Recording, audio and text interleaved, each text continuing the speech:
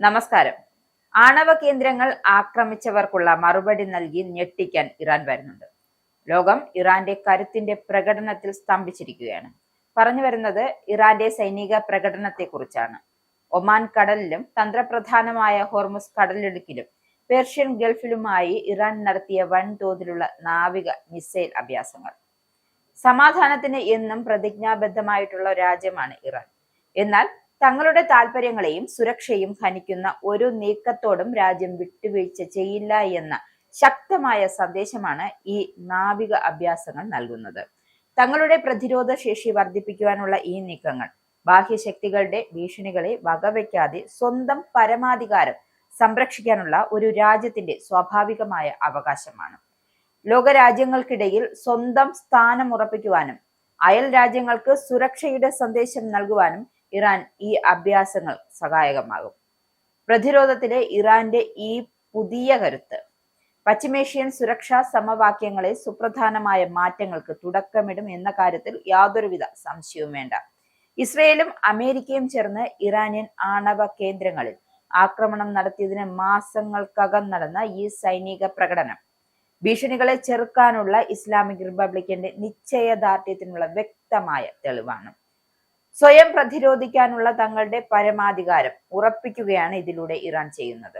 December 4 ആരംഭിച്ച 2 ദിവസത്തോളം നീണ്ട ഈ അഭ്യാസങ്ങൾ തങ്ങളുടെ സുരക്ഷാ മുൻഗണനകൾ ഇറാൻ എത്രത്തോളം ശ്രദ്ധിക്കുന്നുണ്ട് എന്നതിനെ അടിവരയിടുന്നതാണ്. ബാലിസ്റ്റിക് ക്രൂയിസ് മിസൈലുകൾ വിജയകരമായി വിക്ഷേപിച്ചത് പ്രതിരോധ സാങ്കേതിക വിദ്യയിലെ ഇറാന്റെ മുന്നേറ്റം വെളിപ്പെടുത്തുന്നുണ്ട്. കൂടാതെ സ്റ്റിമുലേറ്റഡ് ലക്ഷ്യങ്ങളെ ഡ്രോൺ ആക്രമണങ്ങൾ, അത്യാധുനിക വ്യോമ പ്രതിരോധ പ്രവർത്തനങ്ങൾ എന്നിവയും ഈ അഭ്യാസങ്ങളുടെ ഭാഗമായിരുന്നു. ഇസ്ലാമിക് റവല്യൂഷണറി ഗാർഡ് കോർപ്സിന്റെ നാവികസേന രാജ്യത്തിന്റെ ഉള്ളിലുള്ള താവളങ്ങളിൽ നിന്നും അതിശക്തമായ മിസൈലുകൾ പ്രയോഗിച്ചത് ശ്രദ്ധേയമായി. ഖാദർ 110, ഖാദർ 318, ഖാദർ 303 എന്നീ മിസൈലുകളാണ് വിക്ഷേപിച്ചത്. ഇവ വളരെ കൃത്യതയോടെ ഒമാൻ ഉൾക്കടലിലെ നിശ്ചിത ലക്ഷ്യങ്ങളിൽ പതിച്ചു. ദീർഘദൂര മിസൈലുകൾ രാജ്യത്തിന്റെ അതിർത്തികൾക്കപ്പുറമുള്ള ലക്ഷ്യങ്ങളെ പോലും കൃത്യമായി ഭേദിക്കാൻ കഴിവ് പ്രദർശിപ്പിച്ചു. പ്രതിരോധ തന്ത്രങ്ങളിലെ ഇറാന്റെ മികവിനെ തന്നെയാണ് ഇത് സൂചിപ്പിക്കുന്നത്. അഭ്യാസത്തിലൂടെ ഡ്രോണുകൾ ഒരേ സമയം ശത്രു താവളങ്ങൾ ആക്രമിക്കാൻ പരിശീലിച്ചത് ഇറാന്റെ യുദ്ധതന്ത്രങ്ങളുടെ വ്യാപ്തി വർദ്ധിപ്പിച്ചിരിക്കുകയാണ്.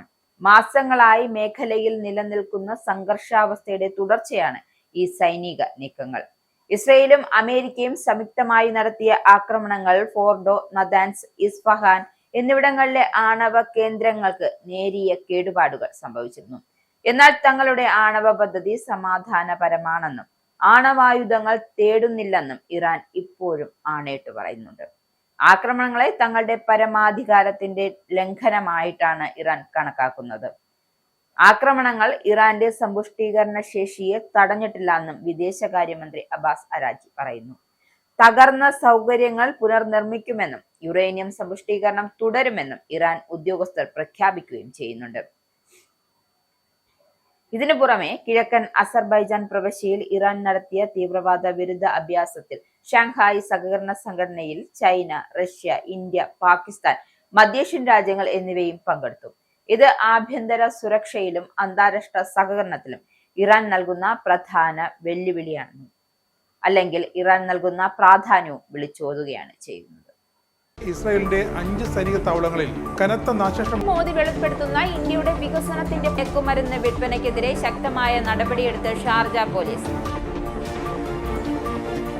അമേരിക്കയിലെ സാധാരണ മനുഷ്യരോട് കൂടിയാണ് കോൺഗ്രസിനുള്ളിൽ പങ്കുവയ്ക്കാൻ ഓപ്പറേഷൻ സിന്ദൂറിൽ ഉപയോഗിച്ച